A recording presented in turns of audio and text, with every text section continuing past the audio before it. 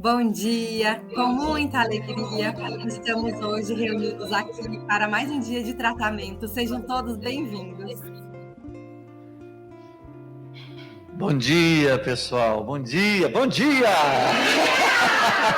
Belezura! Bom dia, turminha, bom dia, muito bom dia. E sabe, é um super bom dia. Alegria nossa de ficar olhando os rostinhos aqui presente no Manuel. E o nosso coração, ele não bate, ele canta. Muito obrigada, muito obrigada, muito obrigada. Nós estamos muito felizes de nos reunirmos aqui.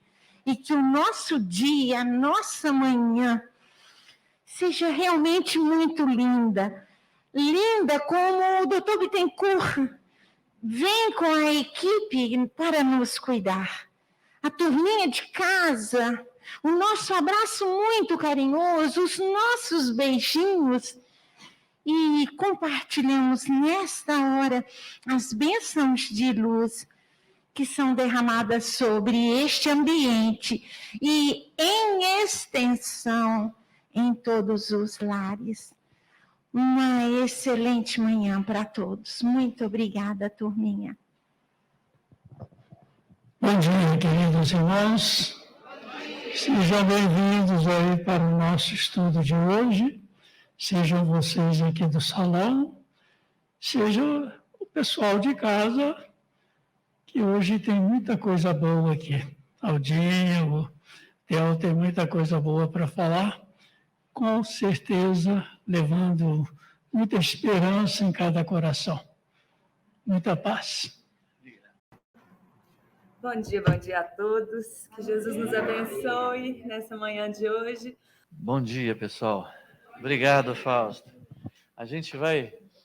É sempre depois que a gente ouve. Ainda bem que a Aldinha agora fala depois, porque senão a gente fica assim, até mudar a chave depois. Mas já o Fausto já nos sensibiliza muito, né? Vocês me deem um tempo, por favor, porque eu preciso mudar a chave. Eu fico ligando assim, USB, daqui a pouco mas a gente consegue, pode ter certeza. Então vamos lá tratar do nosso Vinha de Luz dessa semana, que é o número 75, né? O Fausto já adiantou, trata-se do tema esperança, em que Emmanuel vai pegar um versículo da carta de Paulo aos Romanos, no capítulo 15, versículo 4, que está escrito assim: porque tudo que dantes foi escrito para nosso ensino, foi escrito... deixa eu aumentar aqui, que assim eu consigo ver isso bem. Peraí, só um pouquinho, aí eu vou conseguir enxergar e eu olho para cá. Deixa eu ver se está ali, isso. Agora vai ficar ótimo. Bem, vamos ler de novo. Porque tudo que foi escrito para o nosso ensino foi escrito para que, pela paciência e consolação das Escrituras, tenhamos esperança. Aí o Emmanuel vai comentar: a esperança é a luz do cristão. Nem todos conseguem, por enquanto, o voo sublime da fé, mas a força da esperança é tesouro comum. Nem todos podem oferecer, quando querem, o pão do corpo e a lição espiritual, mas ninguém na terra está impedido de espalhar os benefícios da esperança. A dor costuma agitar os que se encontram no vale da sombra e da morte, onde o medo estabelece atritos e onde a aflição percebe o ranger de dentes. Nas trevas exteriores, mas existe a luz interior, que é a esperança. A negação humana declara falências, lavra atestados de impossibilidade, traça inextricáveis labirintos. No entanto, a esperança vem de cima, à maneira do sol que ilumina do alto e alimenta sementeiras novas. Desperta propósitos diferentes, cria modificações redentoras e descerra as visões mais altas. A noite espera o dia, a flor o fruto, o verme o porvir. O homem, ainda mesmo que se mergulhe na descrença ou na dúvida, na lágrima ou na dilaceração, será socorrido por Deus com a indicação do futuro. Jesus, na condição de mestre divino, Sabe que os aprendizes nem sempre poderão acertar inteiramente, que os erros são próprios da escola evolutiva, e por isso mesmo, a esperança é um dos cânticos sublimes do seu evangelho de amor. Imensas têm sido até hoje as nossas quedas, mas a confiança do Cristo é sempre maior. Não nos percamos em lamentações. Todo momento é instante de ouvir aquele que pronunciou: vinde a mim. Levantemo-nos e prossigamos, convictos de que o Senhor nos ofereceu a luz da esperança, a fim de acendermos em nós mesmos a luz da santificação espiritual. Ufa!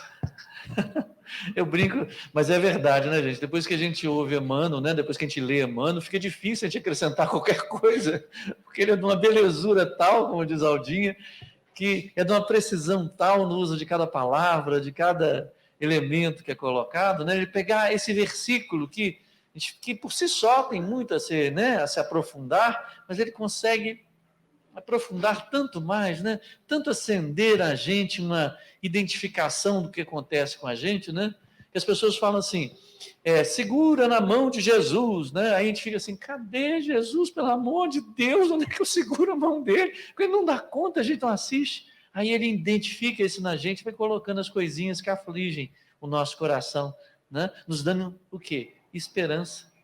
É isso que eu acho maravilhoso, é quando ele consegue acender a esperança, quando ele fala, nós vamos vendo, né? Nós vamos reler para a gente poder perceber as coisinhas que se passam no nosso coração e como é que ele acende a esperança, apesar dessas coisinhas, né? Porque esse apesar é importante, gente, porque eu sempre falo assim, quando a gente gosta muito de uma pessoa, né? Quando a gente se namora, né?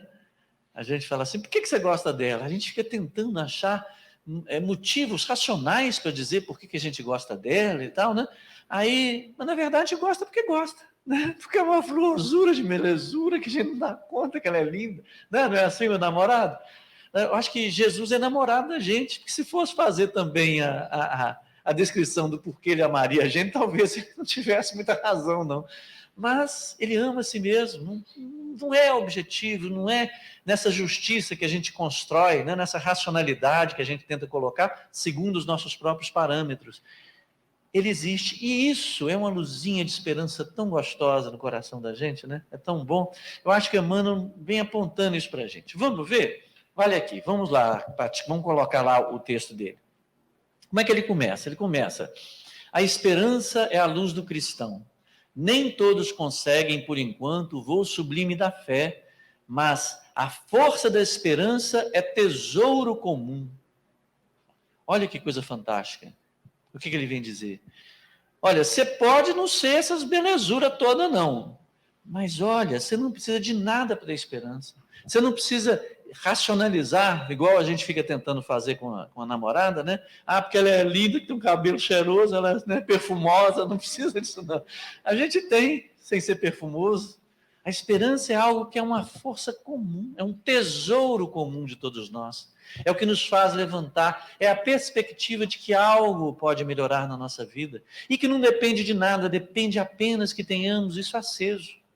Uma das coisas mais difíceis que a gente vê de pessoas um tanto deprimidas é o fato de a gente perceber nela que as esperanças estão sumindo. Não é? Não dá a sensação? Mas não. Até essa pessoa deprimida tem esperança de um dia não se deprimir. Ter um dia de ter alegria. Ela não morre. Muitas vezes no nosso auxílio, e eu reverencio aqui aquelas pessoas como a Soraya com sua psicologia, com as psiquiatras, os psicanalistas, as pessoas que lidam com essa parte tão difícil de cada um de nós, de descobrir os caminhozinhos para achar a esperançazinha daquela pessoa e reacendê-la, né? Soprar aquela fogueirinha para que ela cresça, porque ela é fundamental. Aí a gente pergunta assim, mas o que é esperança? Esperança, no meu entender, e aí nós vamos tratar sobre esse assunto, né? É confiança em coisa boa, não é? Eu não sei dizer, eu acho que eu estou tentando traduzir, ou fazendo uma reflexão, e gostaria até de saber se alguém tem uma ideia outra de esperança que seja boa, mas eu olhei no dicionário, esperança é confiança em coisa boa. Aí eu lembro da Aldinha falando, confia, pode confiar. né? Pode pegar essa luzinha que você tem acesa, às vezes um pouco apagadinha, às vezes um LEDzinho de árvore de Natal, pequenininho, aquele pequenininho assim, né? Às vezes ele pode ser uma fogueira intensa, mas é uma confiança em coisa boa. Quando a gente fala em luz, eu fiquei pensando, por que a gente fala em luz, né? Porque luz ilumina os caminhos, mas também tem outra coisa, luz é calor, é energia, luz é força. Eu acho tão interessante, né? Quando cai a energia elétrica, fala, a força caiu, né? A luz caiu, né? Caiu a luz, ligar para a CEMIG, né? Aí um amigo meu que é engenheiro fala, que luz o quê? Isso é energia, isso é... Pois é, mas é isso. Então, esperança é uma luz, no sentido de ser uma energia. Energia é algo que abastece, é algo que faz mover, que traz movimento. E aí a gente lembra aqueles conceitos que a gente tem de amor, né? O que é amor se não movimento? Né? O que é amor se não um movimento em direção à vida? Então, esperança é essa energia, e energia é o que nós necessitamos para movimento. Por isso que esperança é confiança, é força interior. Aí eu estou lembrando do Fausto falando sobre a questão da fé. Então, se a gente não consegue conceber, ou se achamos que nós não temos fé, muitas vezes eu ouço assim dizer assim, eu lembro uma amiga minha que falava assim, Theo, eu queria ser igual a você, porque você tem fé, você tem fé, eu não tenho fé. Vontade de falar com ela assim, tem, é essa esperancinha no seu coração, e que na medida que a gente vai acendendo ela vai mais parecida com a fé, porque fé é essa confiança absoluta em Deus Pai, né? Essa confiança absoluta de que já está dando certo, né? De que todas as coisas que acontecem no mundo, e se eu tenho confiança, né? E eu tenho essa confiança, porque como diz Emmanuel, ele está dizendo, né? É uma força de esperança, é tesouro comum, então ele existe em mim, às vezes apagadinho, às vezes mais aceso, mas se eu tenho essa força dentro de mim, essa confiança de que Deus Pai é soberanamente bom e justo, não há nada no mundo, e isso acende cada dia mais essa minha fogueirinha, essa minha energia interna, que nada no mundo deixa de ser justo ou deixa de ser bom. Mas até aquela trupicada no pé que eu dei, assim, talvez seja para você prestar atenção no caminho. Né? Até aquela miserenta que me largou, que me deixou aqui chorando, é bom para você. Presta atenção, confia, pode confiar, pode pegar essa energia que é comum, esse tesourozinho que você dentro de você, e usa ele. Vamos usar ele. Ele é bom. Bom demais. Igual café quente com queijo no frio desse. Né? Eu acho interessante que aqui nós somos a maioria mineira, então quando a gente fala queijo, a gente sabe do que está falando. Né? É coisa boa. Então, assim, nem todos podem oferecer, quando querem, o pão do corpo e a lição espiritual. Gente, sei não, esse povo fica falando esse trem bonito aí, o outro, nossa, que beleza, ele sai lá entregando pão, etc e tal. Pode até ser, mas ninguém na Terra está impedido de espalhar os benefícios da esperança. Poxa, é algo que todos temos, sabe? Na medida que você faz uso da sua esperança, você espalha, pelo seu exemplo, a confiança. O que Jesus fez? Espalhou exemplo. Exemplo de confiança no seu Pai. A tudo ele falava, meu Pai. E nós temos um mestre, nós temos um pai, e eu posso dizer meu pai. Vocês conhecem aquela história do menino que estava no barco, e o barco estava a maior tempestade, o povo aflito, segurando para todo lado, e eu, só de começar, já pondo os bordos para fora, porque eu enjoo mesmo, e fica aquela agonia e tal, e o menino brincando de carrinho, o carrinho rodava, o carrinho rodou para lá, o carrinho rodou para cá. Esse menino, você está nessa calma toda, não está vendo que o barco está para virar? Ele pegou e falou assim, mas você sabe quem é o capitão desse barco? Eu disse, não, esse é meu pai, continuou brincando nem aí. Então, eu pergunto para vocês sabem quem é o capitão desse barco aqui? Nosso Pai. Não é? E ele nomeou alguém para nos indicar o caminho. Ele vai dizer, vinde a mim, porque eu sou o caminho, verdade e a vida. Né? E nós temos um mestre, não nos deixou a gente sozinho, não. Né? Então, essas coisinhas que a gente faz aqui, que embora a gente não esteja divulgando reflexões espirituais, embora a gente não esteja entregando pão necessariamente, ou isso aqui, estamos no esforço. Mas nós estamos aqui com essas ideias, reacendendo essa luzinha no coração de cada um de nós. Vamos buscá-la, porque ela é tesouro comum. Ele fala assim, a dor costuma agitar os que se encontram no vale da sombra e da morte. Esse vale da sombra e da morte, só para ilustrar, é do Salmo 23, que ele fala, ainda que eu ande pelo vale da sombra da morte, volta aqui, Patrícia, aí, ainda que eu ande no vale da sombra da morte, não temerei mal algum, porque tu estás comigo, e tua vara e teu cajado me consolam. O que ele está dizendo? Que ainda que eu ande na vale, eu tenho essa luz que é tesouro meu, é um tesouro que cabe a mim acender, cabe a mim ouvir as reflexões, cabe a mim acender, porque essa é uma luz que me pertence, é um presente divino no meu coração, e que eu não vou desfazer dele jamais, né? Vamos acendê-lo cada vez mais confiança, porque esse tesouro é o tesouro da confiança. E é importante que a gente acenda. A gente fala assim, mas como é que eu acendo se eu não dou pão, se eu não faço coisa espiritual? É no todo dia, é em cada coisa, em cada renúncia, em cada paciência de ouvir. Você acende, porque você percebe que todo ato de amor, todo movimento de amor, é como se estivesse ligando numa célula fotovoltaica e enchendo de energia. A nossa esperancinha, a luzinha começa a crescer. Todo ato em direção ao outro, despretensioso, é uma maneira de acender a nossa esperança. Porque os resultados acontecem, não é? Mas como eu tenho resultado, gente até bater na quina da mesa com o pé, né? Tem metiolate. Tudo tem remédio se a gente tem confiança, né? Tudo tem remédio.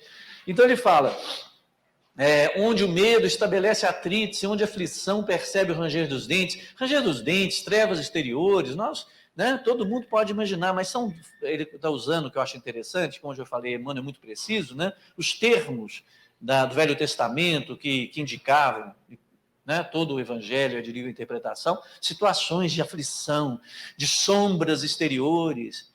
Esperança é tesouro comum, é luzinha interior, não importa as trevas exteriores. Quando a gente está com aflito, a gente fala assim, eu não vi a luz no fim do túnel. Você esquece o túnel, olha no você, tem uma luzinha lá.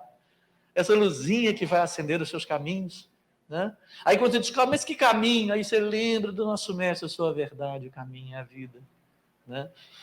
Então, essa é a esperança que eles referem. Então fala, claro, a gente pode interpretar, porque aí eu acho que esse texto é tão maravilhoso como os textos do Emmanuel são, que se a gente pegar cada uma das palavrinhas e for olhar, eu peguei o Vale da Sombra e da Morte para dar o exemplo, onde o medo, olha só, o medo estabelece atrito.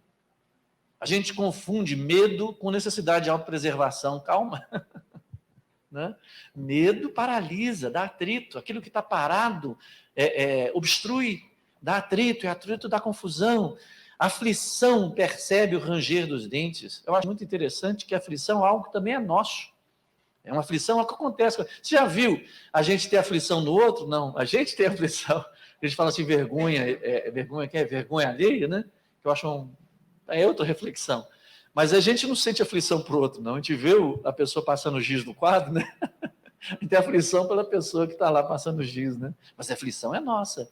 E às vezes a treva exterior causa aflição na gente, né? Mas em todas essas circunstâncias existe a esperança. E como é que a gente alimenta a esperança? A gente começa a mudar o nosso olhar sobre as coisas de fora, né? Eu lembro sempre de Platão falando sobre o homem de ouro. Não é porque é rico, ouro é rico, não. O ouro é incorruptível, ele não corrói, ele não tem ferrugem, né? Ele se mantém íntegro. Então não importa a treva exterior, ele mantém convicto. A esperança dentro de cada um de nós é algo de ouro, que não se corrompe, na medida que não deixarmos, né? Que até o ouro é susceptível ao calor intenso. Mas se a gente mantê-lo íntegro, a gente passa por qualquer treva exterior. E nós podemos cada vez mais nos enriquecer desse ouro nesse sentido, da esperança cada vez mais acesa, né? Isso é muito importante. Olha só, a negação humana, quando ele fala negação humana, porque faz parte, nas tentativas do ser humano de vencer as suas indisposições, estabelecer negações, as falências, né? A declaração humana declara falências, lavra atestados de impossibilidade, traça inextricáveis labirintos, no entanto, a esperança vem de cima. Quando ele fala humana, estou aqui colocando uma proposição de reflexão, tratando das questões mais terrenas, as questões mais prosaicas, das relações civilizatórias, de preservação, isso é meu, isso não é seu, sabe? As coisas que são contrárias às ideias elevadas. No entanto, a esperança vem de cima. Quando ele quer dizer que vem de cima, aí ele faz a analogia, a maneira do sol que elimina do alto, alimenta sementes novas, desperta propósitos diferentes, cria modificações redentoras, descerra as visões mais altas. Isso, para nós, já é uma coisa maravilhosa, porque existe um ideal. Ele está dizendo o seguinte, quando ele fala de cima, eu queria fazer essa percepção. Essas questões mais prosaicas, elas tratam, e às vezes a gente desgasta muito deles. Né? Desgasta muito, como é que eu vou fazer para comprar meu Ford Fusion? Como é que eu vou fazer para comer meu filé? E aí vai aquelas coisinhas mais materiais, né, que a gente se envolve. Nossa, eu vou fazer hidratação no meu cabelo hoje, meu esmalte, a gente fica envolvido nessas coisas, né? E, no entanto, ela vem de cima. Isso trata uma problemática, mas a esperança vem de cima. Por quê? Porque nós aprendemos de que quando nós temos um problema, a solução dele sempre virá de um nível superior. Nós nunca vamos resolver um problema se nos mantermos no nível do problema.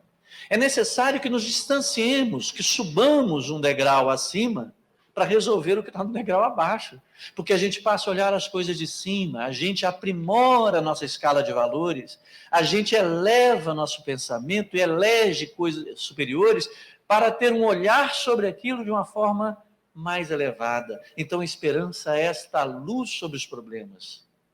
Se nós alimentamos nossas esperanças, né? Segundo Jesus nos exemplificou, nós temos mais recursos para poder resolver os problemas. Né? E o nosso caminho é esse, é de crescimento, não é um caminho de... Né? É para isso que Deus, Pai, que Jesus, nosso Mestre, confia em nós, assim como Ele está enamorado da gente. Não importa se a gente é feiozinho, Ele sempre acha que a gente é perfumoso, né? Que a gente é bonitinho, nem vê o tamanho do meu nariz, é maravilhoso. Olha só, a noite espera o dia, tudo tem seu tempo. A flor, o fruto, o verme, o porvir, o homem, ainda mesmo que se mergulhe na descrença ou na dúvida, mesmo quem tenha narigão, a gente continua perfumoso ao olhar de Jesus, na lágrima da dilaceração será socorrido por Deus com indicação do futuro. Todo ato de esperança abre perspectivas. Isso é maravilhoso. Quando a gente se propõe a subir um próximo degrau, a gente tem uma visão mais ampla. Certa vez falou assim, nossa, mas aquele espírito evoluído, porque ele consegue prever o futuro. Não, não é isso. É porque ele se coloca, ele trabalhou, né? Ele se propôs e subiu no lugar mais alto. Então, você já percebeu? Imagina o sujeito andando de carro aqui embaixo, sem GPS ligado, tá, gente? Sem Waze. Andando aqui assim. Aí ele recebe um telefone celular com a Matilde, a amiga dele, que fala assim, olha, não entra na Tupis não, que ela está engarrafada. Matilde, você faz premonições? Eu disse, não, é porque eu estou aqui no 15º andar da rua Tupis, estou olhando ali para baixo, estou vendo. Como eu sei que você está vindo, me evita, vai pela Goitacazes. Né? Então, quando você sobe o degrau, perspectivas se abrem, porque você está num plano mais alto, como ele falou, a esperança é como o sol que ilumina de cima, que joga luz sobre os engarrafamentos da nossa vida, né? Essa que é a perspectiva, já vou ter. Jesus, na condição de mestre divino, sabe que os aprendizes nem sempre poderão acertar inteiramente, que os erros são próprios da escola evolutiva, e por isso mesmo, a esperança é dos cânticos sublimes do seu evangelho de amor. Né? É muito interessante, a que eu faço disso é quando a mãe da gente fala assim, mas essa menina, namorada da gente, quem está apaixonado, né? Olha só, ela fez isso. Ah, mãe, mas Jesus é assim, namorado da gente. Ele sabe que a gente não vai acertar muito, não, mas ele continua namorado. Ele mantém, né? E tem esperança. A esperança é assim, que por mais que os nossos caminhos estejam lameados, né? Mantém a perspectiva de algo de luz e energético que pode ser melhorado. Né? Isso, alimentando sempre a confiança em Deus Pai, nós teremos sempre mais esperança. Aí ele fala, imensas têm sido até hoje as nossas quedas, mas a confiança de Cristo é sempre maior. Ó, o grande namorado nosso. Nós não nos percamos em lamentações. Todo momento é instante de ouvir aquele que pronunciou o vinde a mim. Né?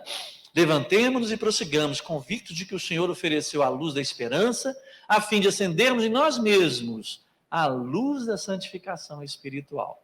Eu queria que a gente terminasse, então, quer dizer, dava para falar muita coisa ali também, mas vamos devagar, senão a gente, né? Eu achei esse poema que eu achei muito bonitinho, chamado Canção da Esperança.